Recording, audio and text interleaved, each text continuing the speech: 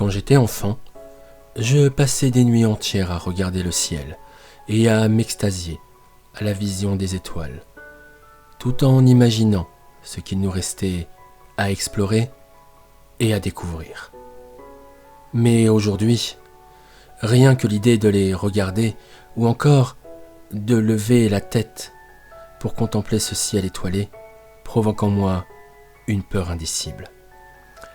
J'ai toujours eu une passion pour l'espace. Petit déjà, je rêvais d'explorer cette immensité galactique. Mais, hélas, ma constitution ne m'a pas permis d'être astronaute. Je me suis donc penché sur la recherche spatiale à distance.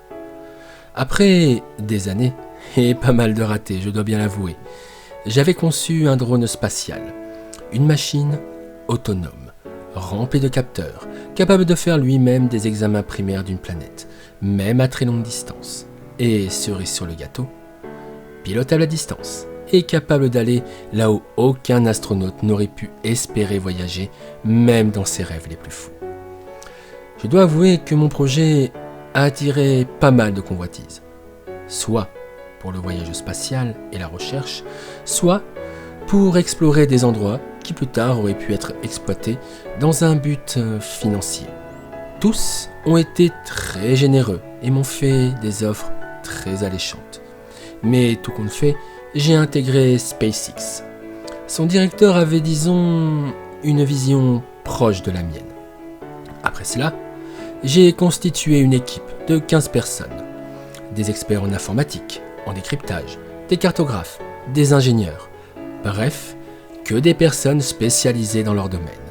Et pour la conduite de mon bébé, 3 anciens pilotes de drones militaires qui devaient se relayer pour le piloter.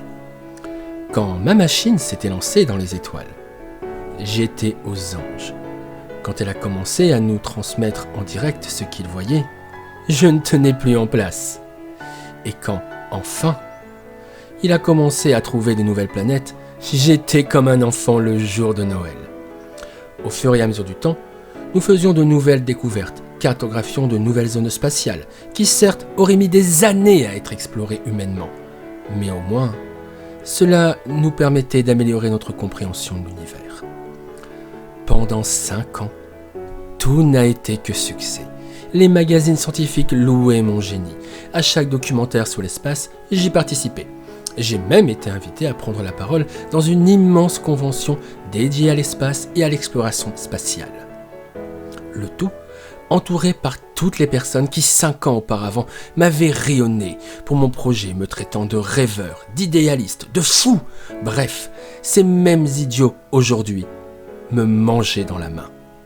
C'était pour moi une belle victoire, doublée, j'avoue, d'une belle revanche. Mais aussi fulgurante et belle soit l'ascension d'une personne, aussi violente et cruelle est sa chute. Et je dois bien avouer que la mienne en est un bon exemple. J'avais cumulé 8 heures de boulot et 6 de plus chez moi. Épuisé, j'avais hâte de retrouver la douceur de mon lit et de me plonger dans mes rêves qui eux aussi étaient remplis de succès et de réussite. Mais à mon grand regret, mon téléphone sonna. J'ai bien tenté de l'ignorer, mais la personne qui voulait me contacter voulait le faire à tout prix. J'ai donc, non sans être encore à moitié endormi, décroché. Allô ? Allô Xavier, c'est William, il faut que tu reviennes ici. Son ton était un mélange d'incompréhension et d'excitation. Mais ça peut pas attendre demain ? Non vieux, faut que tu vois ça. C'est incroyable. Ok, j'arrive. Je me suis levé et par réflexe, j'ai regardé l'heure sur mon téléphone. Il était à peu près 1h du matin. Et pendant toute la route qui me conduisait vers mon centre spatial, je me demandais bien ce qui pouvait être aussi important pour me réveiller et me faire déplacer à une heure aussi tardive.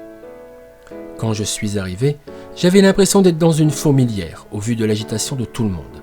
Et j'avoue que je suis bien resté 10 minutes devant l'entrée de la salle d'observation avant que quelqu'un daigne s'apercevoir de ma présence.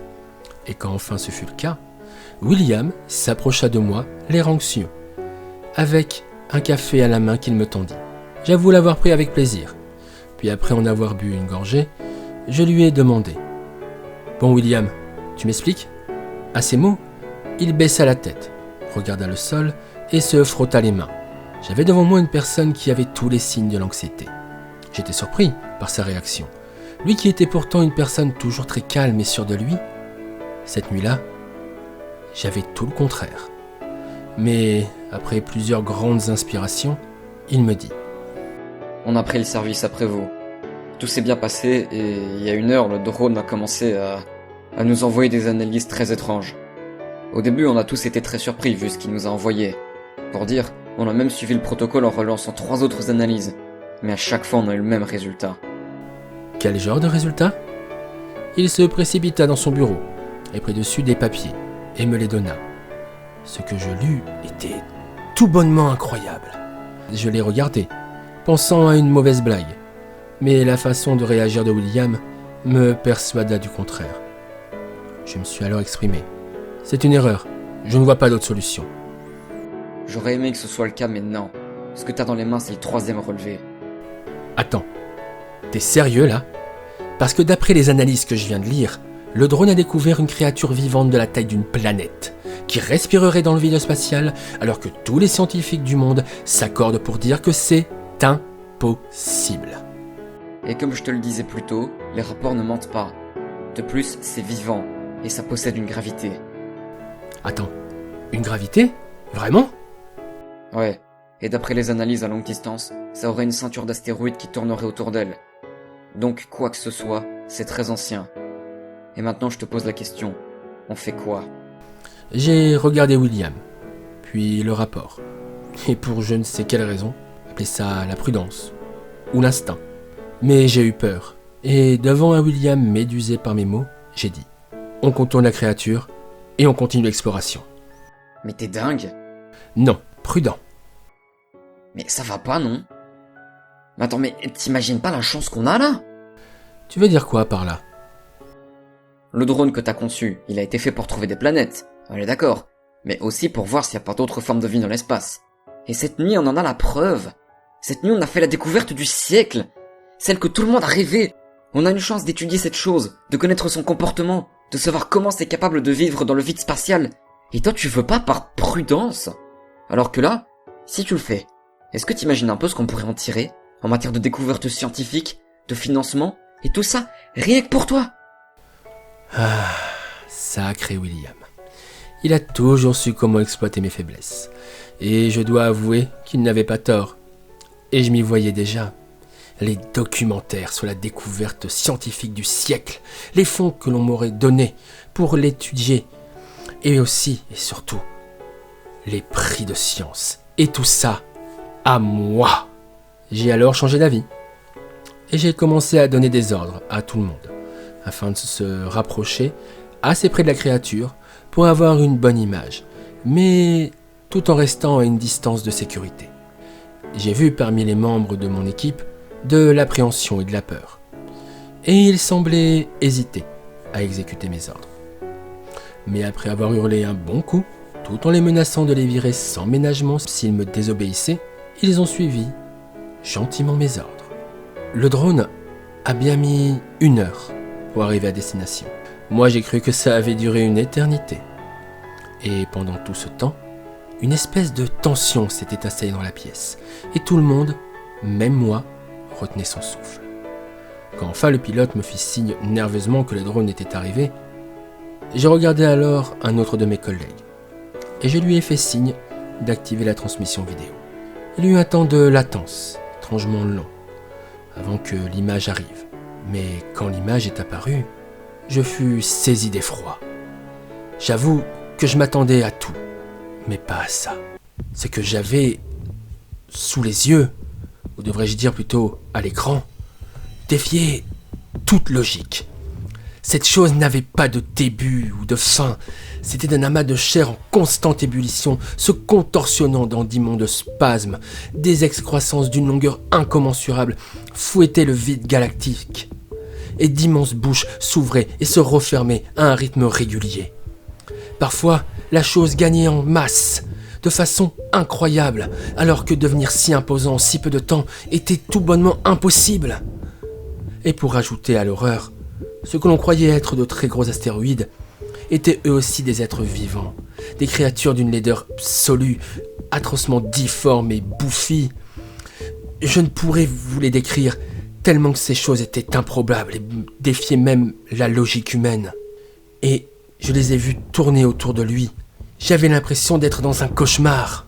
Ces choses se contorsionnaient et tournaient sur eux-mêmes tout en tournant autour de la créature. Et à ce moment-là, j'ai compris qu'il dansait.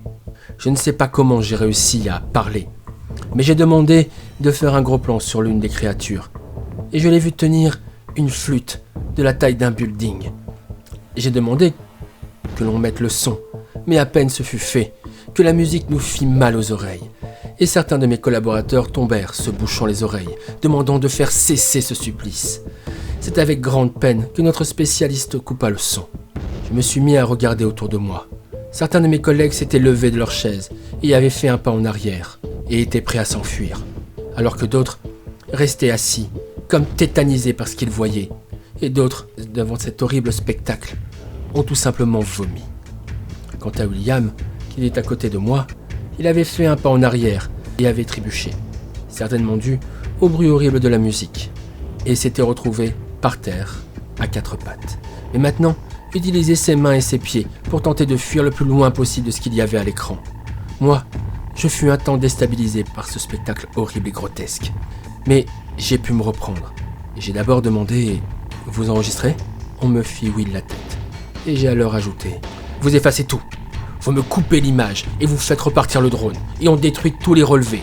Rien ne doit rester de ce qui s'est passé ce soir. Et rien ne doit filtrer. C'est compris ? Et je foutrai à la porte celui qui fera fuiter la moindre information. C'est clair ? » Pour dire la vérité, tout s'est passé très vite. À ce moment-là, je ne sais comment, mais les choses ont su qu'on les observait. Elles ont cessé de danser, et la musique s'est arrêtée brusquement. Et la chose nous a regardés. À plusieurs millions d'années-lumière, ça a su qu'on l'observait. Ça a senti notre présence. Il y a eu comme un mouvement de panique. Tout le monde s'est levé et a commencé à se diriger vers la sortie, ne se souciant pas des autres.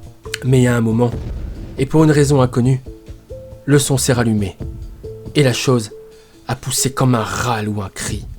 Je me souviens avoir entendu tout le monde crier autour de moi. Ils ont été pris de folie. Il n'y avait que le chaos là où je posais les yeux.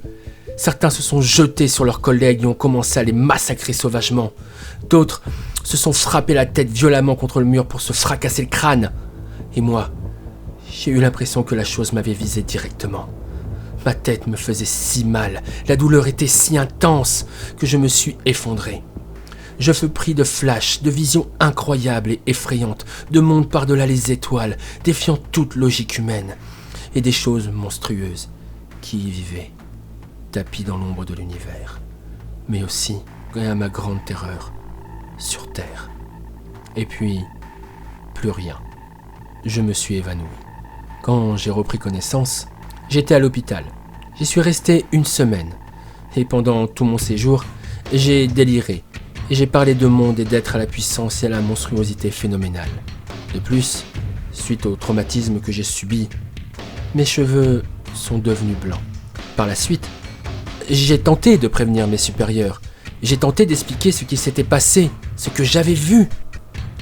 Mais ils ne m'ont pas cru, et m'ont considéré comme fou, et m'ont écarté de mon propre projet. J'ai tenté aussi de savoir ce qui était arrivé aux membres de mon équipe, s'il y avait eu d'autres survivants à part moi. Mais là aussi, je me suis heurté à un mur.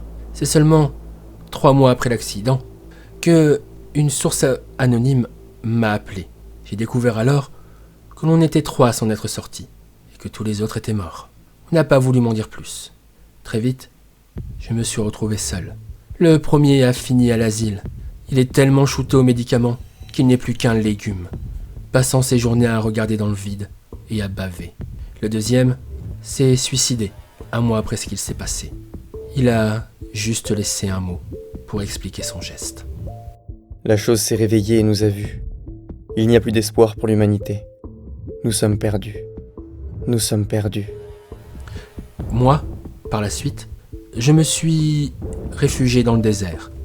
J'ai construit une maison bunker et vie errante de mon projet, car même si j'y étais écarté, cela m'appartenait. Le monde me voit maintenant comme un ermite excentrique, vivant tout seul. Mais si seulement il savait. Il y a des années, une nuit où je contemplais encore les étoiles, ma mère s'est approchée de moi et m'a dit que j'avais raison de rêver du ciel. Car l'avenir des hommes se trouvait dans les étoiles. Aujourd'hui, j'ai bien peur que notre avenir soit nulle part.